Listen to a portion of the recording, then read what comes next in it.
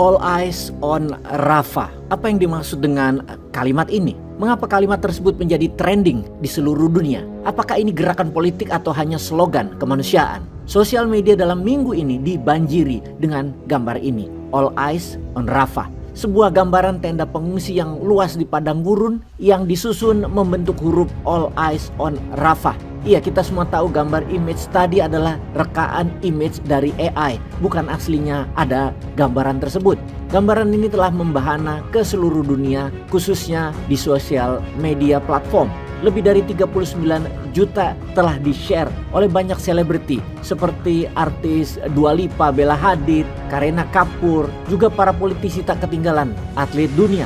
Yang jadi perhatian adalah pertama, apa yang sebenarnya terjadi? Kedua, bagaimana informasi ini tersebar dengan cepat ke seluruh dunia? Dan yang ketiga, kenapa sekarang?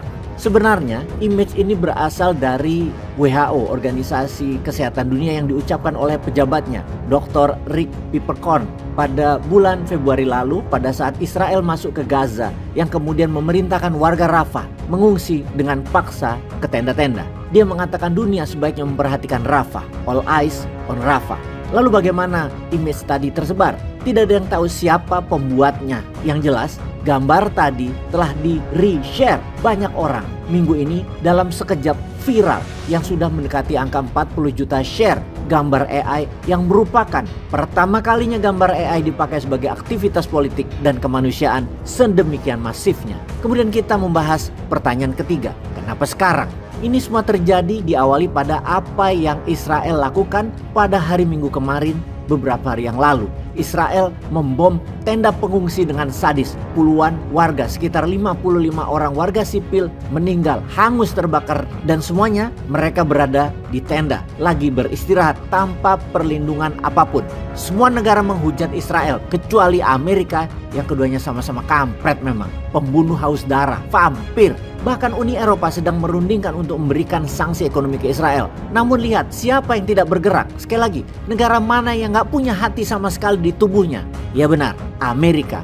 Pejabat White House mengatakan masih belum percaya informasi adanya serangan ke tenda pengungsi ini karena bisa saja dibesar-besarkan. Amerika menganggap apa yang Israel lakukan tidak melewati batas, not cross the line. Kan gila memang keparat bajingan tolol Amerika itu. Kita tanya, wahai Amerika keparat, membom pengungsi tak berdaya, tidak melewati batas. Lalu apa yang kalian maksud dengan kelewat batas? Apa karena Amerika dalam 10 tahun ini telah membom 30 negara dan membunuh 400.000 orang, dan itu pun belum melewati batas? Jadi membunuh puluhan orang di tenda pengungsi rakyat tak berdaya adalah biasa saja. Asli kampret emang Amerika itu, jancuk tenan. Ada lagi yang parah, dunia tidak bisa menginvestigasi kejadian pembunuhan sadis di tenda pengungsi Rafah. Yang hanya boleh melakukannya adalah hanya Israel sendiri. Kan geblek.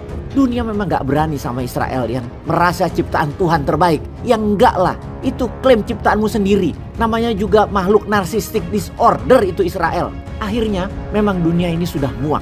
Kalau Bosman sudah anjing-anjingin sejak lama itu kampret Israel. Sudah gak belanja di produk terafiliasi Israel. Baru 4 bulan ini sih. No Starbucks, no McDonald, no KFC, no Pizza Hut. Di awalnya hanya keputusan pribadi. Namun sekarang Bosman mengajak semua sahabat untuk melakukan boykot terhadap produk terafiliasi Israel dan juga terafiliasi ke Amerika. Kemuakan dunia memuncak karena peristiwa pemboman pengungsi di hari Minggu tersebut, sehingga selebriti, atlet, politikus mulai bergerak lebih kencang lagi menyuarakan dan beraksi. Negara Eropa Barat, di Spanyol, Perancis, Italia, Jerman, warganya turun ke jalan memprotes Israel dan pro Palestina. Tak ketinggalan dunia Arab, Jordan, Maroko, Mesir, Turki, warganya turun ke jalan protes keras. Gerakan ini pun di Majelis PBB, banyak negara Afrika dan Arab mulai menyuarakan sanksi ke Israel yang pasti tidak akan diterima oleh Amerika yang memegang hak veto.